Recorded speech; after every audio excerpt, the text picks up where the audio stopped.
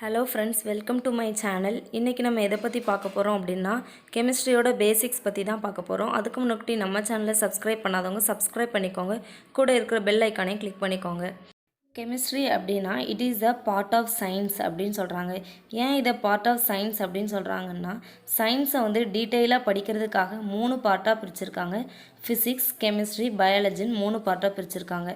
அதில் ஒன்று தான் chemistry. So it is a part of science. Then the scientific study of matter, its property, composition, structure and the changes it undergoes during chemical reaction.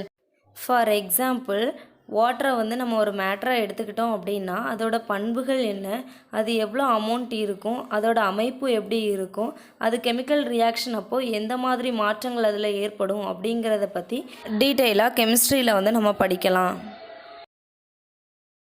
It is a central science. கெமிஸ்ட்ரியை வந்து central science அப்படின்னு சொல்கிறாங்க. ஏன் அப்படின்னா because it provides a foundation for understanding both the physical and biological worlds. அதாவது இயற்பியல் மற்றும் உயிரியல் உலகத்தை பற்றி நீங்கள் புரிஞ்சுக்கிடணும் அப்படின்னா அதுக்கு அடித்தளமிடுறதே இந்த கெமிஸ்ட்ரி தான். So it is a central science அப்படின்னு சொல்கிறாங்க. கெமிஸ்ட்ரி அப்படின்னாலே ஒரு மேட்ரை பற்றி படிக்கிறது அப்படின்னு நம்ம பார்த்தோம்.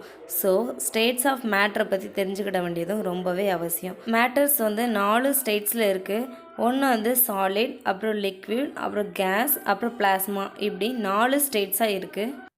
ஃபர்ஸ்ட் வந்து நம்ம சாலிடை பற்றி தெரிஞ்சுக்கலாம்.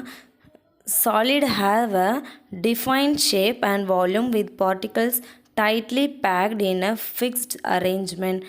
ஃபார் எக்ஸாம்பிள், நம்ம ஐஸ் க்யூப் எடுத்துக்கிட்டோம் அப்படின்னா அதுக்குன்னு ஒரு ஷேப் இருக்கும். எந்த கண்டெய்னரில் ஊற்றி வைக்கிங்களோ வாட்டரை அதுக்கு ஏற்ற மாதிரியான ஷேப் கொடுக்கும். அதுக்கு வால்யூமும் இருக்கும். நீங்கள் வெயிட் எடுத்திங்கன்னா அதுக்கு ஒரு வால்யூம் இருக்கும். அதில் உள்ள ஆட்டம்ஸ் எல்லாமே க்ளோஸ்லி அரேஞ்ச்டாக இருக்கும். ஸோ இந்த பிக்சரை பார்த்தா உங்களுக்கு தெரியும். இந்த பிக்சரில் உள்ள ஆட்டம்ஸ் எல்லாமே ஆர்டராக அரேஞ்ச் ஆகியிருக்கு. இது மாதிரி இருக்கிற மேட்டர்ஸ் எல்லாத்தையுமே சாலிட்னு சொல்கிறோம். Liquid have a defined volume but takes the shape of its container with particles close together but free to move. லிக்விடுக்கு வந்து ஒரு டிஃபைன்ட் வால்யூம் இருக்கும். நீங்கள் எந்த கண்டெய்னரில் ஊற்றி வைக்கிங்களோ அதுக்கேற்ற மாதிரியான ஷேப் வந்து கொடுக்கும். இதில் உள்ள ஆட்டம்ஸ் வந்து க்ளோஸ்டாக அரேஞ்ச் ஆகி இருக்கும். ஆனால் அது வந்து ஃப்ரீயாக வந்து மூவ் ஆகும் அப்படின்னு சொல்லியிருக்காங்க. Then gas have a neither defined shape nor volume with particles far apart and moving freely. கேஸ்க்கு வந்து ஒரு வரையறுக்கப்பட்ட அமைப்போ அளவோ கிடையாது. இதில் உள்ள ஆட்டம்ஸ் எல்லாமே ஃப்ரீயாக மூவ் ஆகும். Then plasma have a high energy state with ionized gases found in stars including the suns.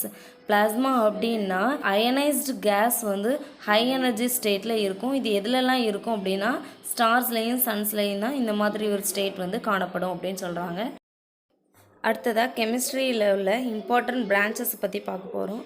இதில் வந்து மொத்தம் 5 பிரான்ச்சஸ் இருக்குது. Organic chemistry, inorganic chemistry, physical chemistry, analytical chemistry, biological chemistry. கெமிஸ்ட்ரியை வந்து நம்ம டீட்டெயிலாக கற்றுக்கிறதுக்காக 5 பார்ட்டாக பிரிச்சிருக்காங்க. First one, organic chemistry, the study of carbon containing compounds and their reactions. This includes hydrocarbons and their derivatives. Organic கெமிஸ்ட்ரியில் வந்து எதை பற்றி படிப்போம் அப்படின்னா கார்பன் இருக்கிற காம்பவுண்ட்ஸை பற்றி தான் படிப்போம். Then inorganic chemistry, the study of inorganic compounds, typically those that not containing carbon hydrogen bonds, such minerals and metals. இங்கே வந்து இன்ஆர்கானிக் காம்பவுண்ட்ஸை பற்றி தான் படிப்போம். இன்ஆர்கானிக் காம்பவுண்ட்ஸ் அப்படின்னா இங்கே வந்து கார்பன் ஹைட்ரஜன் பாண்ட் வந்து இருக்காது. இங்கே வந்து மினரல்ஸ் அண்ட் மெட்டல்ஸை மட்டும்தான் பற்றி படிப்போம். Physical chemistry combines chemistry with physics to study the physical property and the behavior of molecule and how chemical reaction occur. Physical chemistryல வந்து ஃபிசிக்ஸும் கெமிஸ்ட்ரியும் கம்பைன் ஆகி இருக்கும். ஃபிசிக்கல் கெமிஸ்ட்ரியில் ஒரு மாலிகுலோட இயற்பியல் பண்புகளையும் அது வந்து வேதிவினைகளில் எப்படி ஈடுபடுது அப்படிங்கிறத பற்றியும் தான் ஃபிசிக்கல் கெமிஸ்ட்ரியில் படிப்போம். Then analytical chemistry focus on the composition of substances including qualitative and quantitative analysis techniques. ஒரு பொருளோட தரத்தையும் அளவையும் பற்றி படிக்கிறது தான் analytical chemistry. Then biological chemistry, the study of chemical processes within the related to living organism, bridging chemistry and biology.